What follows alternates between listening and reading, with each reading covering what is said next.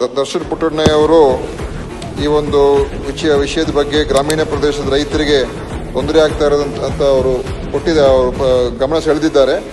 ಅವರಿಗೆ ಸವಿಸ್ತಾರವಾದಂಥ ಉತ್ತರವನ್ನು ನೀಡಿದೆ.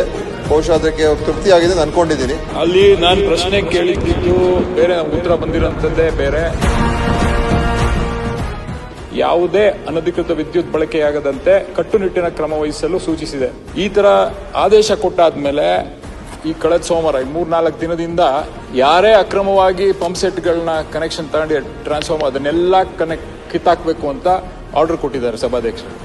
ಇದರಿಂದ ರೈತರು ತುಂಬಾ ಗಾಬರಿಯಾಗಿದ್ದಾರೆ.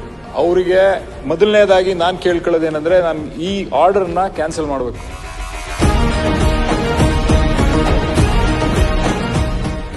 ಲೈನ್ ಮೆನ್ಗಳಿಗೆ ಮತ್ತೆ ಜೆಇಗಳ ಮೂಲಕ ಆರ್ಡರ್ನ ಕೊಡಿಸಿದ್ದಾರೆ. ಇದನ್ನ ಮೊದಲು ನಿಲ್ಲಿಸಬೇಕು ಅಂತ. ಇಡೀ ಇದು ರಾಜ್ಯದ ಸಮಸ್ಯೆ, ಎಲ್ಲಾ ರೈತರು ಇದು ಗಾಬರಿಯಾಗಿದ್ದಾರೆ. ದಯವಿಟ್ಟು ಇದನ್ನ ನಿಲ್ಲಿಸಬೇಕು, ಸೂಕ್ತ ಕ್ರಮ ತಗೋಬೇಕು ಅಂತ ಇಂಧನ ಸಚಿವರಲ್ಲಿ ನಾನು ನಿಮ್ಮ ಮೂಲಕ ಕೇಳ ಬಯಸ್ತೀನಿ. ಈ ಆರ್ಡರ್ ಏನು ಹಾಕಿದ್ದಾರೆ ಅದನ್ನ ದಯವಿಟ್ಟು ಕ್ಯಾನ್ಸಲ್ ಮಾಡಬೇಕು ಅಂತ ನಿಮ್ಮಲ್ಲಿ ಕಳಕಳಿ ಮನವಿ ಮಾಡ್ತೀನಿ.